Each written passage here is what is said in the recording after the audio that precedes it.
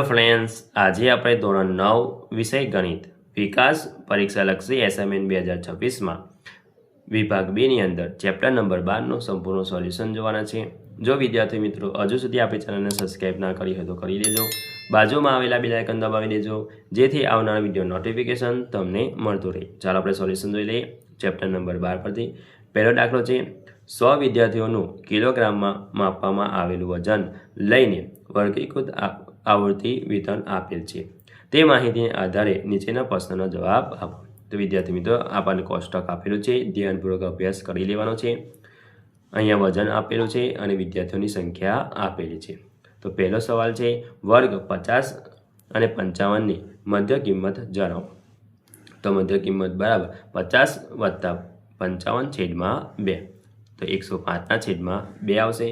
ભાગાકાર કરીશું તો 52.5 આવશે। હવે બીજો સવાલ છે કેટલા વિદ્યાર્થીઓનું વજન 55 કિલોગ્રામ અથવા તેનાથી વધારે હશે। તો અહીંયા જોવાનું વિદ્યાર્થી કોષ્ટકમાં 55 કરતાં વધારેનું વજન તો 15, 12 અને 5 છે, તો સરવાળો કરીશું તો 32 આવશે। એટલે કે 32 વિદ્યાર્થીઓનું વજન 55 કિલોગ્રામ કરતાં વધુ છે। બીજો દાખલો નીચેના આવૃત્તિ વિતરણ કોષ્ટકને સતત આવૃત્તિ વિતરણ કોષ્ટકમાં રૂપાંતરિત કરો। તો અહીંયા આપણને કોષ્ટક આપેલું છે, તો વર્ગ અને આવૃત્તિ આપેલી છે। તો પહેલાં અહીંયા વર્ગ જોઈ લઈએ આપણે। તો અહીંયા 0માંથી માઇનસ એટલે 0.5 થી 99.5 આવશે। એટલે કે અહીંયા આપણે બાદ કરીશું વર્ગમાં અને અહીંયા આપણે 5.5 ઉમેરીશું। તો આ રીતે કરીશું અને આવૃત્તિ આવશે 5, 7, 11, 14, 9 અને 7। ત્રીજો દાખલો કોઈ શહેરના વાતાવરણમાં સલ્ફર ડાયોક્સાઇડની સાંદ્રતા ppm ના શોધવા માટેનો અભ્યાસ કરવામાં આવ્યો છે। તો 30 દિવસ મળેલી માહિતી લઈને વર્ગીકૃત આવૃત્તિ વિતરણ કોષ્ટક નીચે મુજબ આપેલું છે। તો વિદ્યાર્થી મિત્રો કોષ્ટક ધ્યાનપૂર્વક અભ્યાસ કરવાનો છે અને નીચે આ માહિતી પરથી નીચેના પ્રશ્નના જવાબ આપવાના છે। તો પહેલું છે વર્ગ 0.20 થી 0.24 થી વર્ગ લંબાઈ જણાવો। તો અહીંયા આવશે 0.24 ઓછા 0.20, તો બાદબાકી કરીશું તો 0.04 આવશે। બીજું કેટલાક દિવસ સલ્ફર ડાયોક્સાઇડની સાંદ્રતા 0.8 ppm થી ઓછી રહે છે।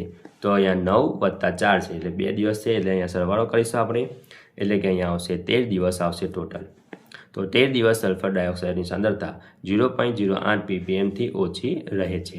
ચોથો દાખલો 50 વિદ્યાર્થીઓની પૂર્ણાંક સેન્ટીમીટરમાં આપવામાં આવેલી છે, એટલે ઊંચાઈ લઈને વર્ગીકૃત આવૃત્તિ વિતરણ આપેલ છે।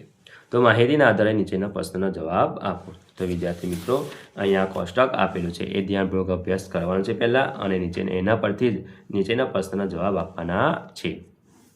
તો અહીંયા પહેલું છે આપેલા ત્રીજા વર્ગની અધસીમા અને ઉર્ધ્વસીમા જણાવો। તો પહેલી અહીંયા આવશે અધસીમા એટલે 160 આવશે અને ઉર્ધ્વસીમા આવશે 165। બીજું છે કેટલા વિદ્યાર્થીઓની ઊંચાઈ 150 સેન્ટીમીટરથી 160 સેન્ટીમીટરની વચ્ચે હશે। તો અહીંયા 12 + 9 આવશે, એટલે તો સરવાળો કરીશું એટલે 21 વિદ્યાર્થીઓ આવશે। તો 21 વિદ્યાર્થીઓની ઊંચાઈ 150 સેન્ટીમીટરથી 160 સેન્ટીમીટરની વચ્ચે હશે। જો વિદ્યાર્થી મિત્રો આ મારો વિડીયો ગમ્યો હોય તો લાઇક કરજો, તમારા ફ્રેન્ડ સાથે અચૂકથી શેર કરજો। હજુ સુધી આપણી ચેનલને સબસ્ક્રાઇબ ના કરી હોય તો કરી લેજો, બાજુમાં આવેલા બેલ આઇકન દબાવી દેજો જેથી આવનારો વિડીયો નોટિફિકેશન તમને મળતું રહે। Thank you.